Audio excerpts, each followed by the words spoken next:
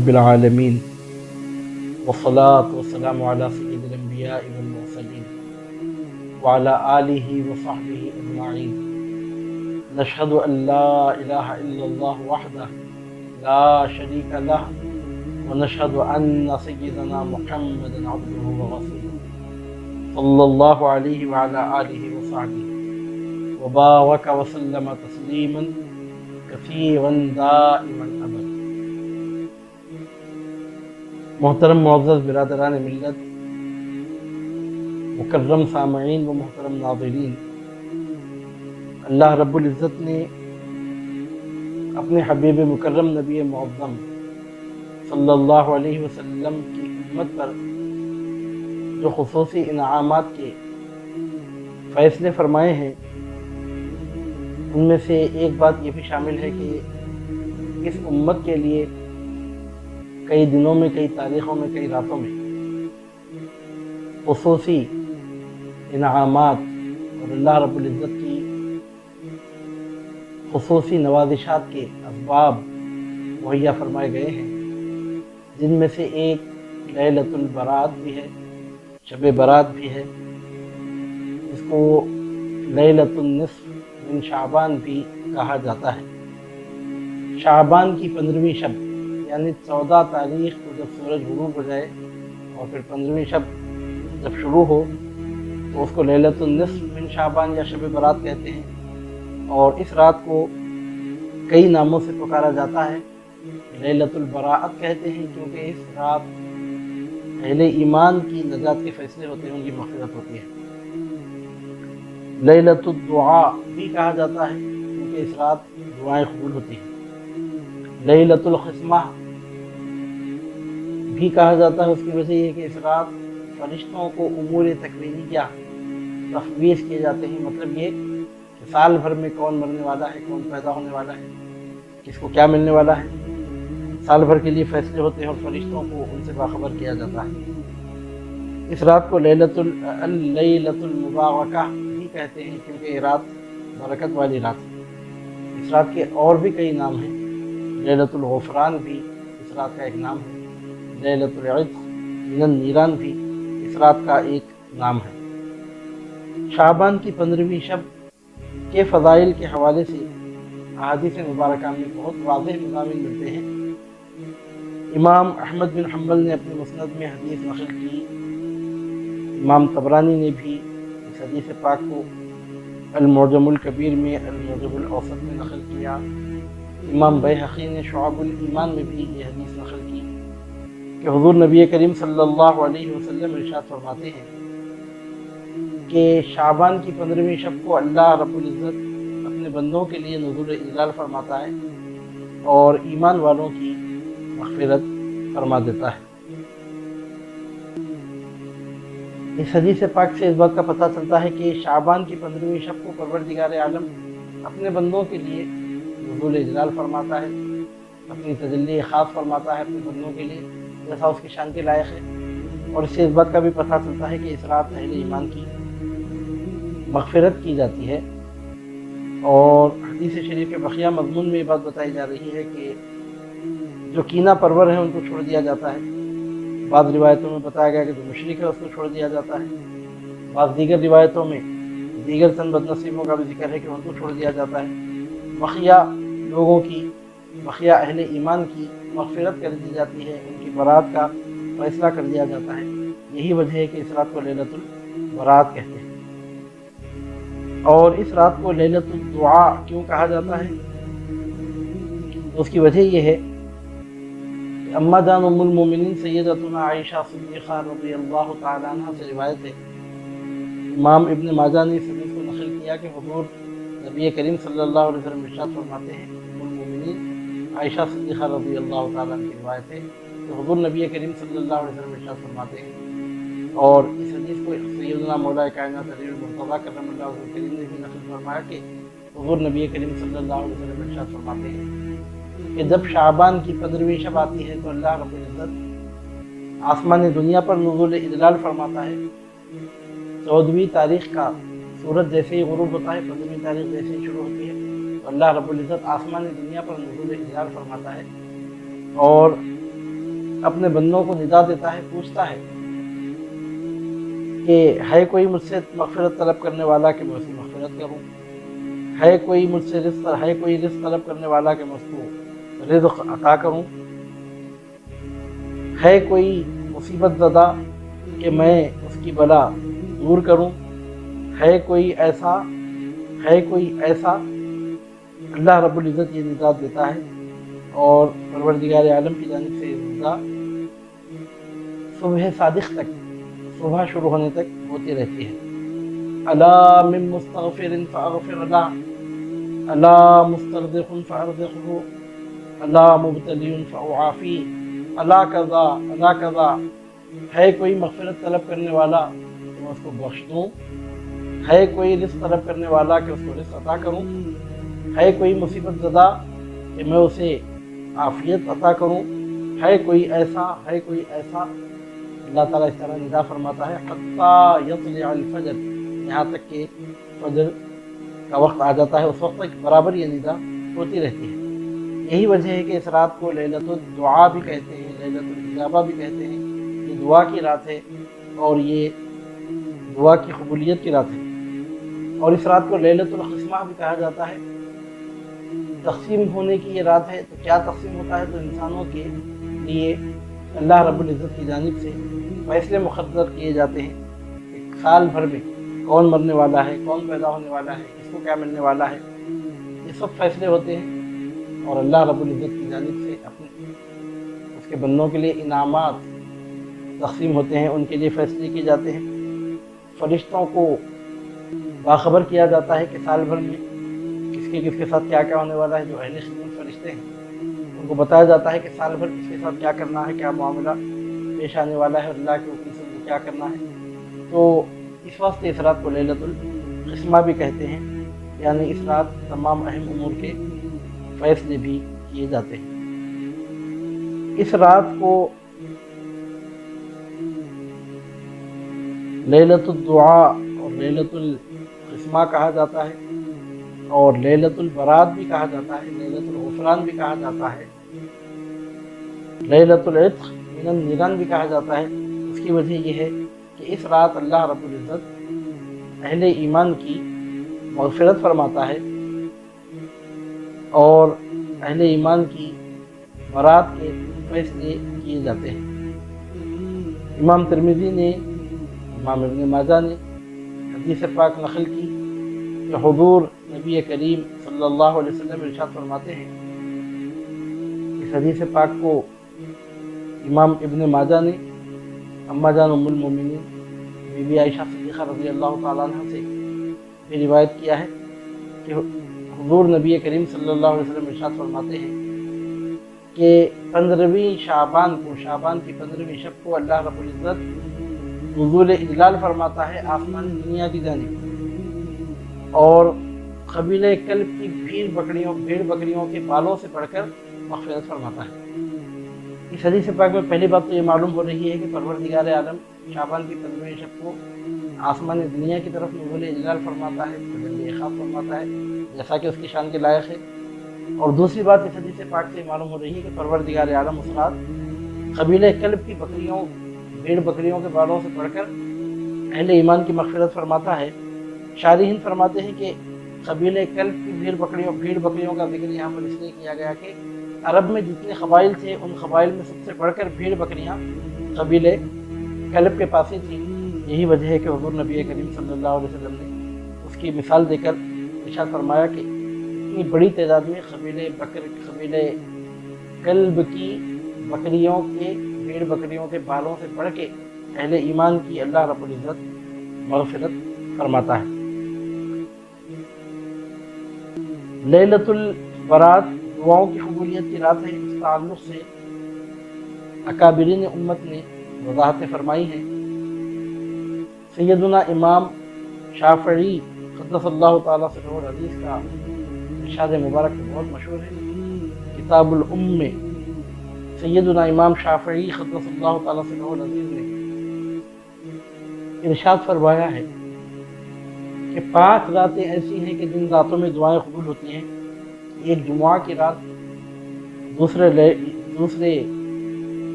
عید الاضحیٰ کی رات، تیسرے عید الفطر کی رات، چوتھے شعبان کی پہلی شب اور چوتھی رجب کی پہلی شب اور پانچویں شعبان کی 15ویں شب، یعنی ایک جمعہ اور 3 عیدین، ان کے علاوہ رجب کی پہلی شب اور شعبان کی 15ویں شب، ان 5 راتوں میں دعائیں قبول ہوتی ہیں۔ سیدنا امام شافعی قدس اللہ تعالیٰ سے العزیز نے اس طرح ارشاد فرمایا، اور دیگر اکابر امت نے بھی اس طرح کے ارشادات فرمائے ہیں۔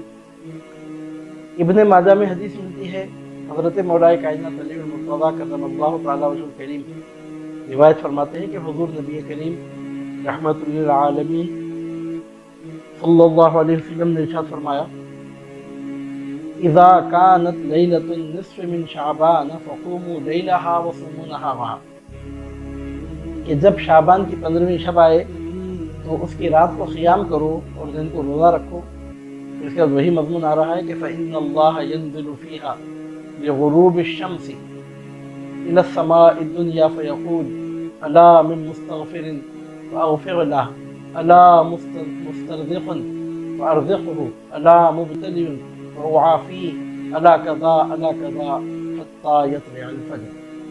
یعنی حضور نبی کریم صلی اللہ علیہ وسلم ارشاد فرماتے ہیں کہ جب شعبان کی 15ویں شب آئے تو اس کی رات کو قیام کرو، دن کو روزہ رکھو، بے شک اللہ رب العزت اس رات غروب آفتاب کے ساتھ ہی آسمان دنیا کی طرف تجلی خاص فرماتا ہے، نزول اجلال فرماتا ہے، اور ارشاد فرماتا ہے کوئی مغفرت طلب کرنے والا کہ میں اس کی مغفرت کروں، ہے کوئی رزق طلب کرنے والا کہ اس کو رزق عطا کروں، ہے کوئی مصیبت زدہ کہ اس کی مصیبت دور کروں، ہے کوئی ایسا، یہاں تک کہ صبح صادق تک اسی طرح اعلانات کیے جاتے ہیں، اللہ رب العزت کی جانب سے اسی طرح ندا کی جاتی ہے۔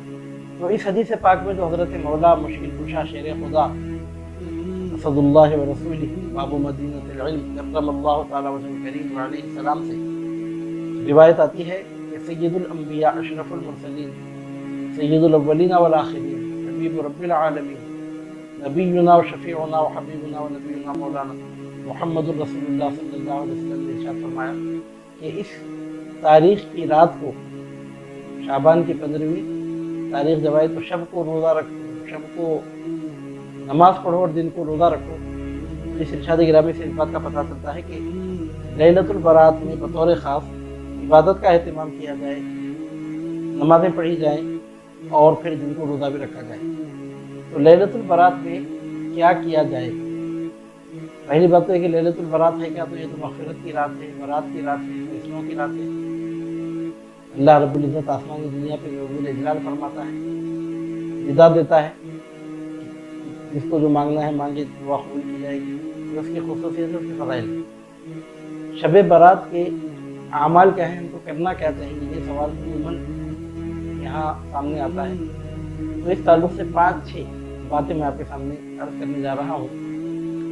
پہلی بات تو یہ کہ لیلۃ البرات کو بطور خاص رات کو نماز پڑھنی چاہیے، جیسا کہ حضور نبی کریم صلی اللہ علیہ وسلم نے فرمایا قوموا لیلہا، اس کی رات کو قیام کرو۔ تو پہلی بات تو ہے کہ نماز پڑھی جائے۔ نماز پڑھی جائے تو کون سی نماز پڑھی جائے؟ تو صاف سیدھی بات ہے کہ جو نماز بھی پڑھی جائے گی کوئی بشارت نہیں، اس فضیلت میں شامل ہے، حضور نبی کریم صلی اللہ علیہ وسلم کے ارشاد مبارک کی تعمیل ہی ہوگی۔ فرض نماز پڑھی جائے کہ نفل نماز یا کوئی اور نماز، حضور پاک صلی اللہ علیہ وسلم کے ارشاد گرامی کی تعمیل ہی سمجھی جائے گی۔ اب نماز کیا، کون سی نماز پڑھی جائے، کس طرح پڑھی جائے، تو اس تعلق سے فی الوقت میں آپ کے سامنے عرض کر رہا ہوں کہ جس طرح سے جو بھی نماز پڑھی جائے سرکار پاک صلی اللہ علیہ وسلم کے ارشاد مبارک کی تعمیل سمجھی جائے گی۔ آپ صلاۃ التسبیح پڑھ سکتے ہیں کیونکہ اس کی بڑی فضیلت احادیث مبارکہ میں وارد بھی ہے۔ حضور نبی کریم صلی اللہ علیہ وسلم نے اپنے چچا سیدنا عباس رضی اللہ تعالیٰ عنہ کو یہ نماز تعلیم فرمائی تھی، ارشاد فرمایا تھا یہ نماز روزانہ پڑھی جائے، اگر روزانہ نہیں ہو سکتا تو ہفتے میں ایک مرتبہ یا مہینے میں ایک مرتبہ یا سال میں ایک مرتبہ یا زندگی میں ایک مرتبہ پڑھی جائے۔ او کما ورد فی الروایہ او کما قال صلی اللہ علیہ وسلم۔ اور اس نماز کی برکت سے مغفرت کی اور گناہوں کے معاف ہو جانے کی بشارت بھی سنائی گئی ہے۔ تو اگر ہو سکے تو لیلۃ البرات میں صلاۃ التسبیح پڑھی جائے، بہت मुनासिब बहुत बेहतर है। या फिर नवाफिल का अहतमाम किया जाए, नफिल नमाज़ें पढ़ी जाएँ, तहज्जुद का अहतमाम किया जाए, नमाज़ तहज्जुद पढ़ी जाए। और बतौर ख़ास यहाँ पर ये बात अर्ज़ करने की है कि अगर किसी के दिल में फ़र्ज़ नमाज़ें हैं, फ़र्ज़ नमाज़ें किसी की बाकी है, छूटी हुई हैं, क़ज़ा करना बाकी है, तो ऐसी सूरत में बेहतर ये है कि नफिल नमाज़ें पढ़ने के बजाय फ़र्ज़ नमाज़ें जो ज़िम्मे में बाकी हैं पहले उनकी क़ज़ा करें। यहाँ बात निकल रही है तो दरमियान में एक मसला भी मैं अर्ज़ कर रहा हूँ आपके सामने कि अगर किसी शख्स के ज़िम्मे कई फ़र्ज़ नमाज़ें हों, कई फ़र्ज़ नमाज़ें उसके ज़िम्मे मौजूद हैं, यानी मतलब कि कई ऐसी फ़र्ज़ नमाज़ें उससे छूटी हैं कि क़ज़ा करना बाकी है, तो ऐसी सूरत में उस शख्स के लिए बेहतर यही है कि नवाफिल पढ़ने के बजाय, नफिल नमाज़ों में वक्त गुजारने के बजाय उतना ही वक्त क़ज़ाए उम्री, फ़ौत शुदा नमाज़ों को अदा करने में, उसकी क़ज़ा करने में गुजारे, ये ज़्यादा बेहतर है। और क़ज़ाए उम्री जो पढ़ी जाती है उसके दो तरीक़े बताए गए हैं। पहला तरीक़ा तो ये है कि रोज़ाना एक एक दिन की नमाज़ें क़ज़ा करते जाएँ, बिल्कुल नॉर्मल तरीक़े से नमाज़ पढ़ी जाए, बिल्कुल कामिल मुकम्मल तरीक़े से, और एक एक दिन की नमाज़ें क़ज़ा करते जाएँ, ये कामिल तरीक़ा है नमाज़ अदा करने का, क़ज़ाए उम्री अदा करने का। यानी मतलब है कि आप यूँ समझ लीजिए कि एक दिन में एक दिन की नमाज़ें क़ज़ा करने का मतलब आप यूँ समझिए, समझने के लिए ज़ोहर की नमाज़ के साथ मिला के फजर की 2 रकात, ज़ोहर की 4 रकात की क़ज़ा कर लीजिए, फिर उसके बाद असर की फ़र्ज़ से पहले असर की क़ज़ा कर लीजिए, मगरिब की फ़र्ज़ के बाद मगरिब की क़ज़ा कर लीजिए, और इशा की फ़र्ज़ से पहले या इशा के फ़र्ज़ के बाद सुन्नत मुअक्कदा के बाद इशा की फ़र्ज़ अदा कर लीजिए, और वितर से पहले वितर की क़ज़ा कर लीजिए। एक तरीक़ा है। अगर ज़्यादा नमाज़ें ज़िम्मे हैं तो उसकी नीयत इस तरह की जाए कि मसलन फजर की जितनी फ़र्ज़ नमाज़ें मेरे ज़िम्मे हैं उनमें से आखिरी नमाज क़ज़ा करने की मैंने नीयत की, या फजर की जितनी नमाज़ें मेरे ज़िम्मे हैं उनमें से पहली नमाज क़ज़ा करने की मैंने नीयत की। इस तरह पहली नमाज या आखिरी नमाज कह के उसकी नीयत करें, और इस तरह एक दिन में एक दिन की क़ज़ाए उम्री पढ़ते जाएँ। ये तरीक़ा कामिल मुकम्मल तरीक़ा है, यानी बिल्कुल तमाम तस्बीहात वग़ैरह के साथ जिस तरह नमाज अमूमन पढ़ी जाती है उसी तरह अदा करें। एक तरीक़ा तो ये है। क़ज़ाए उम्री का एक दूसरा तरीक़ा भी है, वो मुख्तसर है, यानी मतलब ये कि वो उसमें आसानी है और इख्तिसार को पेश नज़र रखकर वो तरीक़ा बताया गया। और तरीक़ा ख़ास तौर पर उन लोगों के लिए है कि जिनके ज़िम्मे कई फ़र्ज़ नमाज़ें हैं, ऐसे लोगों के लिए चंद आसानियाँ अहले इल्म ने ज़िक्र फरमाई है। उसका फ़ायदा ये होता है उन आसानियों पर अमल करने का, उन इख्तिसार के तरीक़ों पर अमल करने का कि एक दिन की नमाज क़ज़ा होने के वक्त में 2 दिन की नमाज़ें क़ज़ा हो जाती हैं। 5 आसानियाँ बताई गई। 3 आसानियाँ ऐसी हैं जो फ़र्ज़ नमाज के लिए भी है, वाजिब नमाज के लिए है। एक आसानी ऐसी है कि फ़र्ज़ नमाज के लिए है, वाजिब नमाज के लिए नहीं है। और एक आसानी ऐसी है कि वितर की वाजिब नमाज के लिए, फ़र्ज़ नमाज के लिए नहीं है। 3 आसानियाँ फ़र्ज़ व वाजिब दोनों किस्म की नमाज़ों में है। वो क्या है? उसमें सबसे पहली आसानी ये है कि तकबीर तहरीमा के बाद सना छोड़ दें, और सना छोड़कर सूरह फातिहा और ज़म्मे सूरा पढ़ लें। पहली आसानी। दूसरी आसानी यह है कि रुकू और सजदे की तस्बीहात 3-3 मरतबा पढ़ने के बजाय एक मरतबा पढ़ें। रुकू में एक ही मरतबा कहें सुब्हान रब्बियल अज़ीम, सजदे में एक ही मरतबा कहें सुब्हान रब्बियल आला। 3-3 मरतबा या 3 से ज़ायद मरतबा तस्बीहात पढ़ने के बजाय एक ही मरतबा तस्बीह पढ़ें, लेकिन वो तस्बीह इत्मीनान से पढ़ें। कम से कम 3 मरतबा सुब्हान अल्लाह कहने में जितना वक्त लगता है उतनी देर में इत्मीनान से पढ़ें, क्योंकि ताजील अरकान भी ज़रूरी है नमाज में। तो इत्मीनान से पढ़ें सुब्हान रब्बियल अज़ीम, सजदे में इत्मीनान से कहें सुब्हान रब्बियल आला, यहाँ तक कि 3 मरतबा सुब्हान अल्लाह कहने के वक्त ज़रूरी और ताजील अरकान नमाज में वाजिब है। तो ये दूसरी आसानी होगी। और तीसरी आसानी यह है कि क़ायदे अखीरा में, आखिरी क़ायदे में तशहुद के बाद दुरूद इब्राहिम मुकम्मल पढ़ने के बजाय और दुआए मासूरा पढ़ने के बजाय सिर्फ इतना पढ़ें अल्लाहुम्मा सल्लि अला सय्यिदिना मुहम्मद व अला आलि सय्यिदिना मुहम्मद। उसके बाद बक़िया दुरूद इब्राहिम छोड़ दें, दुआ छोड़ दें। ये 3 आसानियाँ फ़र्ज़ नमाज़ों के लिए भी, वाजिब नमाज के लिए भी। नंबर 1 सना छोड़ दें। नंबर 2 रुकू और सजदे की तस्बीहात एक मरतबा ही पढ़ें। नंबर 3 क़ायदे अखीरा में तशहुद के बाद सिर्फ इतना कहें अल्लाहुम्मा सल्लि अला सय्यिदिना मुहम्मद व अला आलि सय्यिदिना मुहम्मद پھر سلام پھیر دیں۔ یہ 3 آسانیاں تھیں جو فرض نماز میں بھی ہے، واجب میں بھی۔ اور اس کے بعد ایک آسانی ایسی ہے کہ وہ صرف فرض نماز کے لیے ہے، واجب کے لیے نہیں ہے۔ وہ یہ ہے کہ فرض نماز کی تیسری رکعت میں اور چوتھی رکعت میں سورہ فاتحہ پڑھنے کے بجائے 3 مرتبہ سبحان اللہ کہہ دیں، سبحان اللہ سبحان اللہ سبحان اللہ، پھر رکوع میں چلے جائیں۔ مثلاً مغرب کی قضا آپ کر رہے ہو تو تیسری رکعت میں 3 مرتبہ سبحان اللہ کہہ کے رکوع میں چلے جائیں۔ ظہر عصر یا عشاء کی نماز پڑھ رہے ہوں تو تیسری اور چوتھی رکعت میں 3 مرتبہ سبحان اللہ سبحان اللہ سبحان اللہ کہہ کے رکوع میں چلے جائیں۔ یہ آسانی فرض نمازوں کے لیے ہے۔ اس کو ملا کر 4 آسانیاں ہیں۔ اب ایک آسانی صرف وتر کی نماز میں ہے، اس کو ملا کر 5 آسانیاں ہوتی ہیں۔ وہ یہ ہے کہ وتر کی آخری رکعت میں رکوع میں جانے سے پہلے جب دعائے قنوت کے لیے تکبیر کہی جائے تو اس کے بعد مکمل دعائے قنوت پڑھنے کے بجائے صرف اتنا کہہ دیں اللہم رب اغفر لی، تو اس کے بعد رکوع میں چلے جائیں۔ تو اس طرح ان 5 آسان اور اختصار کے طریقوں کو اگر اختیار کیا جائے تو اس کا فائدہ یہ ہوتا ہے کہ ایک دن کی قضا نماز پڑھنے میں جتنا وقت لگتا ہے اتنے دن میں 2 دن کی قضا نمازیں پڑھی جا سکتی ہیں۔ بطور خاص یہ ان کے لیے ہے یہ طریقہ کہ ان کے دن میں فرض نمازیں زیادہ ہیں، زیادہ فرض نمازیں ان کے دن میں جمع ہیں، ان کے لیے آسانی بتائی گئی۔ تو بہرحال شب برات میں نوافل کے بجائے قضائے عمری پڑھنا یہ زیادہ افضل ہے، بہتر ہے فرض نمازیں۔ اور نمبر 1 لیلۃ البرات کو نماز پڑھی جائے۔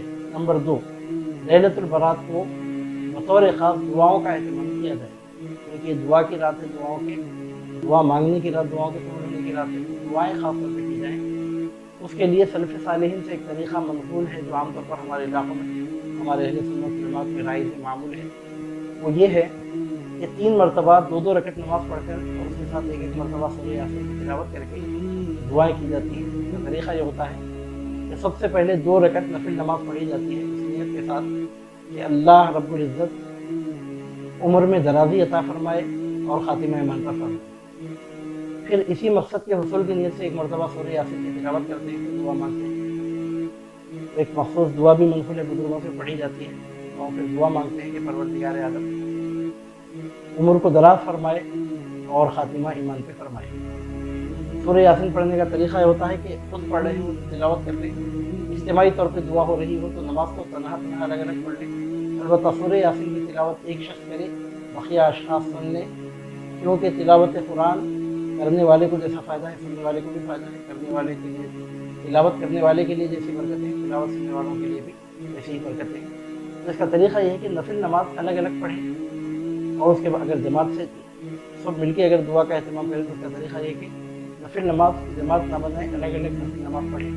پہلی مرتبہ اس نیت کے ساتھ کہ اللہ تعالیٰ عمر دراز فرمائے، خاتمہ ایمان پہ فرمائے۔ پھر ایک شخص سورہ یاسین کی تلاوت کرے، بقیہ اشخاص غور سے سنیں، پھر اس کے بعد دعا مانگی جائے۔ ایسا اس واسطے ہوتا ہے کہ نفل نماز پڑھ کر صلاۃ الحاجت پڑھ کر جو دعا کی جاتی ہے دعا قبول ہوتی ہے، احادیث مبارکہ سے بات ہے۔ اور سورہ یاسین شریف کے خصائص میں یہ بات ہے کہ جس مقصد کے لیے سورہ یاسین کی تلاوت کی جائے وہ مقصد حاصل ہو جاتا ہے۔ گویا اس طرح نماز کو اور سورہ یاسین کی تلاوت کو جمع کر دیا جاتا ہے۔ اب یہاں سوال پیدا ہوتا ہے کہ یہ نماز سنت سے ثابت ہے؟ تو بات دراصل یہ ہے کہ سنت کے خلاف نہیں ہے، انڈائریکٹ سنت سے ثابت ہے، کیونکہ نماز پڑھ کر جو دعا مانگی جاتی ہے دعا قبول ہوتی ہے، بات سے ثابت ہے۔ سورہ یاسین جس مقصد کے تحت پڑھا گیا مقصد حاصل ہوتا ہے، یہ بات بھی روایتوں سے ثابت ہے۔ اور لیلۃ البرات کو بطور خاص دعاؤں کا اہتمام کرنا چاہیے، یہ بات بھی روایت سے ثابت ہے۔ انڈائریکٹ یہ طریقہ سنت سے ماخوذ ہے۔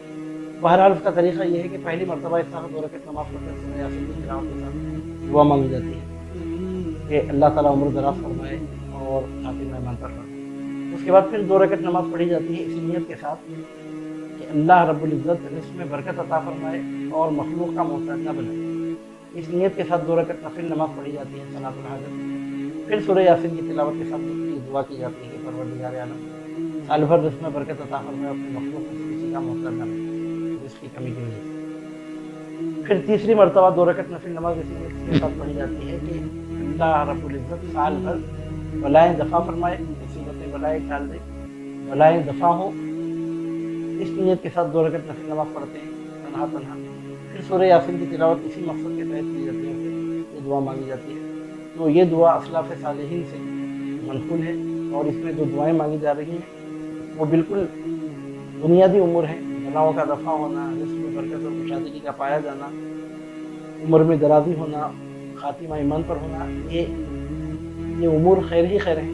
اور ان امور کے لیے دعا مانگنا یقیناً نہایت سعادت مندی کی بات ہے. تو اس طرح دعاؤں کا بھی لیلۃ البرات میں اہتمام کیا جائے، اور اس کے علاوہ بھی اس طرح سے بھی بند پڑے دعاؤں کا اہتمام کیا جائے. تو لیلۃ البرات میں کیا کیا جائے؟ نمبر 1، نمازیں پڑھی جائیں، چاہے وہ قضائے عمری ہو کہ صلاۃ التوزیع ہو کہ نفل نمازیں ہوں، تہجد ہو، نماز پڑھی جائے. نمبر 2، دعا کی کثرت کی جائے. نمبر 3، حضور نبی کریم صلی اللہ علیہ وسلم نے لیلۃ البرات کو زیارت قبور فرمائی تھی. جنت البقیع کی طرف آپ تشریف لے گئے تھے، آپ نے زیارت قبور فرمائی تھی. تو لیلۃ البرات کو زیارت قبور کے لیے جانا بھی سنت سے ثابت ہے. اما جان ام المومنین بی بی عائشہ صدیقہ رضی اللہ تعالیٰ عنہ کی روایت جامع ترمذی میں منقول ہے. اس سے ثابت ہے کہ لیلۃ البرات کو حضور نبی کریم صلی اللہ علیہ وسلم جنت البقیع کی طرف تشریف لے کر وہاں آپ نے اموات مسلمین کے لیے مغفرت کی دعائیں مانگی. نمبر 4، لیلۃ البرات میں کیا کیا جائے؟ نمبر 4، ذکر کا، عبادت کا اہتمام کیا جائے. جس طرح بھی بن پڑے تلاوت قرآن کی جائے، افضل عبادت ہے. یا درود شریف پڑھا جائے کہ تمام دعاؤں کی قبولیت کی کنجی ہے. یا کلمہ لا الہ الا اللہ پڑھا جائے. جیسا طبیعت کا میلان ہو اس طرح اللہ رب العزت کی یاد قائم کی جائے. لیلۃ البرات کو ذکر میں گزارا جائے. اور کیا کیا جائے لیلۃ البرات کو؟ نمبر 5، لیلۃ البرات کو اگر ہو سکے تو غسل بھی کریں، یہ بھی فضیلت کی بات ہے. نمبر 6، اور کیا کیا جائے لیلۃ البرات کو؟ تو لیلۃ البرات کو سحری کر کے دن میں روزہ رکھا جائے 15 شعبان کا، کیونکہ حضور نبی کریم صلی اللہ علیہ وسلم نے ارشاد فرمایا کہ شعبان کی 15ویں شب کو رات کو نماز پڑھی جائے، روزہ رکھا جائے. آمدم برسر مطلب ہمارے حضور نبی کریم صلی اللہ علیہ وسلم کی امت کی خصوصیت یہ ہے، پروردگار عالم ہم پر اپنے فضل و نوازشات کے دروازے، خیر کے دروازے کھلتا ہی رہتا ہے، اور اس طرح کے سنہرے اور زبین موقع ہمیں نصیب ہوتے ہی رہتے ہیں. یہ صدقہ ہے حضور تاجدار دو عالم نبی مکرم صلی اللہ علیہ وسلم کا. اللہ تعالیٰ سے دعا ہے کہ پروردگار عالم آپ کو، ہم کو سلطان مدینہ شہنشاہ کونین تاجدار دو عالم اشرف نبینا و حبیبنا و مولانا محمد رسول اللہ صلی اللہ علیہ وسلم کے صدقہ و طفیل لیلۃ البرات کی برکتیں نصیب فرمائے. اور لیلۃ البرات میں جن خوش نصیبوں کے لیے مغفرت کے فیصلے ہوتے ہیں، اللہ رب العزت اپنے حبیب پاک صلی اللہ علیہ وسلم کے صدقہ و طفیل ان خوش نصیبوں کی فہرست میں ہمارا بھی نام شامل فرمائے. وصلی اللہ تعالی وبارک وسلم علی خیر خلقہ ونور عرشہ نبینا المصطفى ورسولنا المرتضى وحبيبنا المجتبى محمد وعلى آله وصحابته أجمعين. وآخر دعوانا أن الحمد لله رب العالمين.